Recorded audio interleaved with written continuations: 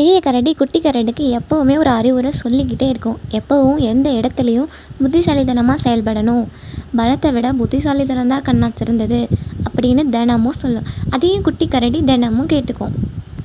ஒரு நாள் குட்டி கரடி அங்கே இங்கேயும் சுற்றிக்கிட்டு நடந்துக்கிட்டு தெரியாதனமாக பக்கத்து காட்டுக்கு போயிடுச்சு. கரடியை பார்த்த புலி கரடி பக்கத்தில் வர ஆரம்பிச்சது. கரடி புலியை பார்த்து பயப்படலை.